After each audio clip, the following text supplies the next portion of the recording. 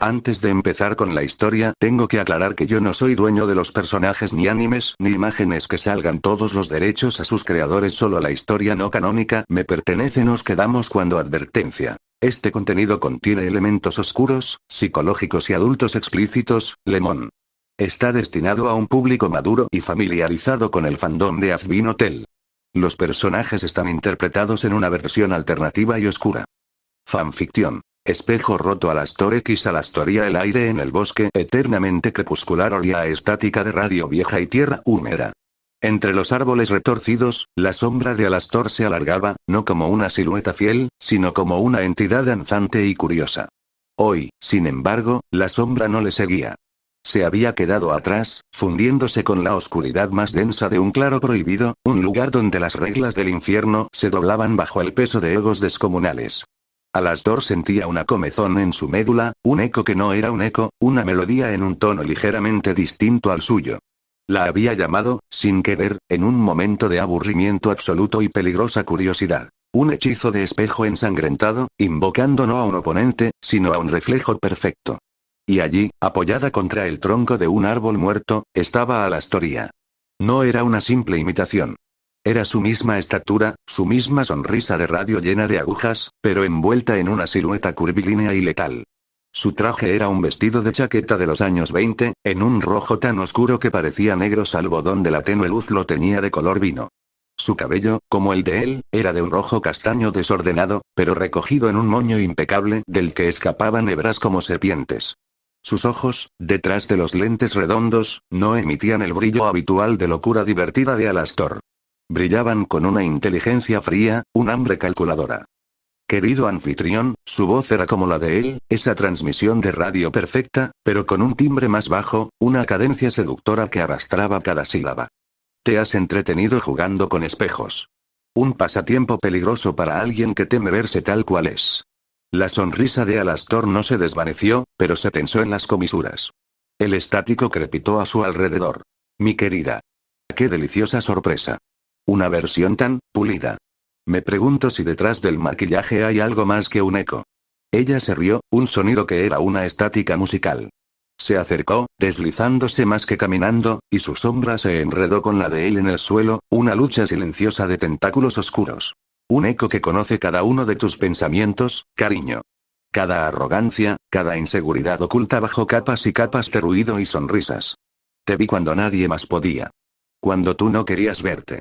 Él no retrocedió. El olor a ozono y cobre se intensificó. Su mano, enguantada, se alzó para tomar su mentón, pero ella atrapó su muñeca con una fuerza sobrenatural, sus dedos largos y afilados presionando las costuras del guante. ¿Inseguridades? Su voz fue un susurro forzado a través de los altavoces. Soy Alastor. El demonio de la radio. El que rió ante los ángeles. Eres un niño con un juguete nuevo que teme que se le rompa, le susurró ella, acercando sus labios a su oído, y por primera vez, su aliento no era metálico, sino a whisky añejo y polvo de estrellas muertas. Te aburres. Anhelas un desafío que no sea aplastar moscas. Pero, ¿y si el desafío te conoce mejor que tú mismo? La tensión estalló no en un ataque, sino en una colisión. Sus bocas se encontraron en un beso que no era de pasión, sino de dominación. Era el sabor de la estática, del poder puro, de un narcisismo tan profundo que solo podía consumirse a sí mismo. Sus lenguas, afiladas y peligrosas, libraron una batalla mientras sus sombras, ahora completamente fusionadas, los envolvían en un capullo de oscuridad vibrante. Alastoría rompió el beso, sus dientes mordiendo el labio inferior de él, extrayendo una gota de esencia negruzca que lamió con deleite. ¿Quieres controlarlo todo?, murmuró, desabrochando su propia chaqueta. Incluyéndome a mí. Pero yo soy tú. ¿Cómo controlas un huracán siendo el viento? La ropa, impecable y vintage, se deshizo bajo garras de sombra, no por violencia, sino por un consentimiento mutuo y voraz. No había piel suave bajo las telas, sino la misma textura de energía antigua y cicatrices de poder que recubría a Alastor.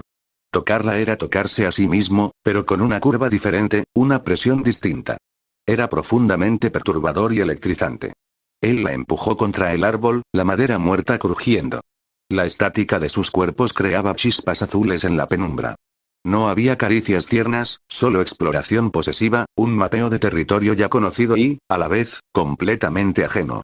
Cada gemido que escapaba de los altavoces de Alastoria era un eco pervertido del de Alastor, una frecuencia gemela que resonaba en sus huesos. ¿Ves?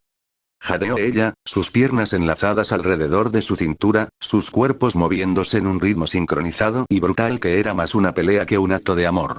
No necesitas vencer a los ángeles para sentirte vivo. Solo necesitas rendirte. Y en ese momento, Alastor lo entendió. Este no era un acto de conquista sobre otro. Era la consumación de su propia y aislada eternidad. Alastoria no era un ser separado. Era la encarnación de su propio vacío, de su deseo insaciable de ser el único espectáculo en el universo. Poseerla era poseerse a sí mismo de la manera más profunda y retorcida. Su oscuridad no solo la aceptaba, la devoraba con entusiasmo. El clímax no fue un suspiro, sino un estallido sónico. Una onda de energía silenciosa y distorsionada emanó de ellos, haciendo que los árboles a su alrededor se inclinaran. Por un instante, sus formas se desdibujaron, se mezclaron, convirtiéndose en un solo torbellino de sombras, dientes y sonrisas de radio. Dos egos intentando absorber al otro. Cuando la tormenta cesó, Alastor estaba de pie, solo otra vez, arreglándose la corbata con un temblor casi imperceptible en sus manos. Su sombra, más densa y con más tentáculos que antes, se arrastraba a sus pies satisfecha.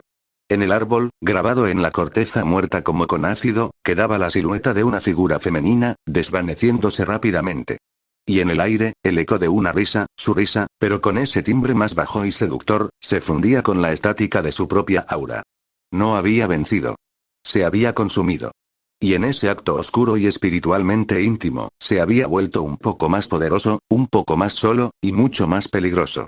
Porque ahora sabía que el único rival digno de Alastor, era Alastor mismo. El bosque recuperó su silencio, roto solo por el crepitar distante de una radio sonriente, que ahora parecía contener, en su ruido de fondo, el susurro de un segundo corazón